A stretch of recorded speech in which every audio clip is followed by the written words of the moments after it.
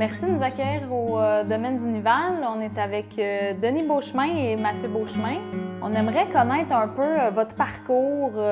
Vous êtes qui, vous? Donc, moi, c'est Mathieu Beauchemin, vigneron aussi au domaine du Nival. En termes d'historique, en fait, moi, j'ai des études plus en administration, en gestion. J'ai fait une maîtrise également dans quelque chose qui est complètement pas relié à la vigne, donc plus politique, économie. En fait, j'ai des études en ressources humaines, en relations industrielles à l'Université Laval. J'ai fait le saut, c'est ma 3e année en fait là, que je suis à temps plein au vignoble avec Denis et Mathieu. Fait que j'ai tout mis ma carrière de côté en fait, sur pause ou voire sur stop. Je m'appelle Denis Beauchemin, je suis ingénieur géologue de formation et j'ai travaillé juste quelques mois dans le domaine minier. Après ça, je suis tombé rapidement en gestion de projet de construction. Comment a débuté le projet du domaine du Nival? Au fond, c'est que mon frère avait quelques vignes de plantées chez mon père. Je suis allé faire des vendanges en 2004. Le vignoble ici a été planté en 2013, mais l'idée, le projet vient d'avant un peu. Donc en 2007-2008, on a planté des vignes. C'était presque Mathieu seul au début, parce que moi, j'ai pris ma retraite en 2015. Mais 2013-2014, Mathieu était à temps plein au vignoble. Alors, c'est le vignoble qui le payait, il était seul ici. Alors, j'imagine des moments plus difficiles. Et plus récemment, là, Fanny, là, qui est embarquée avec nous dans le projet là, à temps plein. On se demandait si, côté situation géographique, on pouvait établir un lien avec le terroir, avec le climat. Donc, on est à Saint-Louis, en Montérégie, en bordure de la rivière Yamaska. Donc, dans une zone qui est quand même assez chaude. On est dans des reliefs un petit peu plus vallonnés.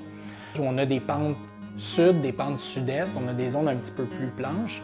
On est dans des sols qui sont bien drainés, des sols assez riches, donc qui peuvent quand même nous permettre d'avoir une belle productivité. Qu'est-ce qui a motivé vos choix dans le choix des cépages? L'objectif au départ, c'était de focusser beaucoup vinifera. Par contre, on était conscient des risques. C'est des vignes qui sont un peu moins résistantes au froid l'hiver. On connaissait certains hybrides français, entre autres, dont le Vidal, dont le Céval. On s'était dit d'avoir un cépage qui est un peu notre vache à lait. Donc, on sait qu'il est plus résistant au froid, qu'il est plus productif. Alors ici, on est dans la parcelle de nouveaux gamarets qui ont été plantés il y a 2 semaines exactement. Fait que parcelle d'Albarigno, c'est notre petit projet de fou. C'est probablement la parcelle de vigne la plus abrupte au Québec. Vous diriez que ce serait quoi les plus gros enjeux au domaine? Je sais pas. La culture du raisin en soi.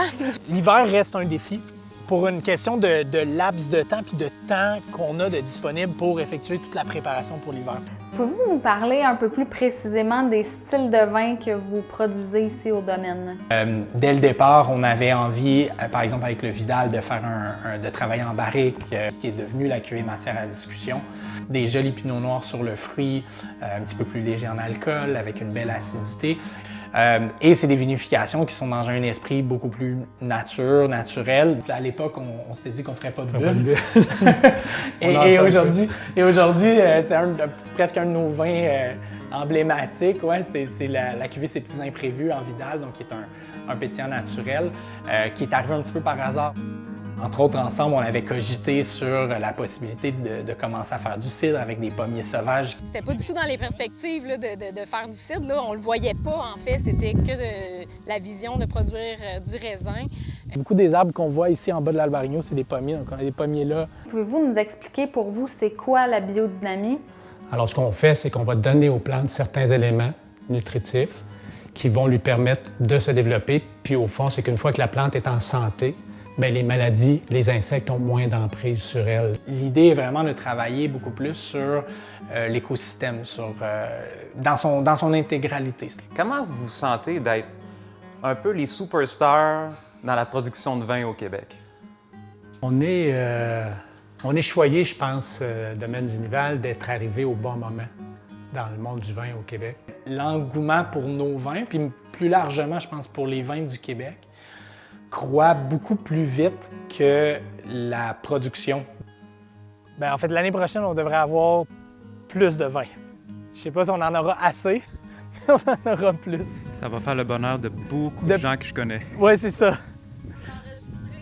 Oui, je sais. Pouvez-vous nous parler un peu de la suite du domaine du Nival? Je vois pas l'intérêt de grandir beaucoup. La ferme, c'est là où tu habites, c'est là où tu travailles. Et c'est ça qu'on voulait vivre. Notre vie est installée ici.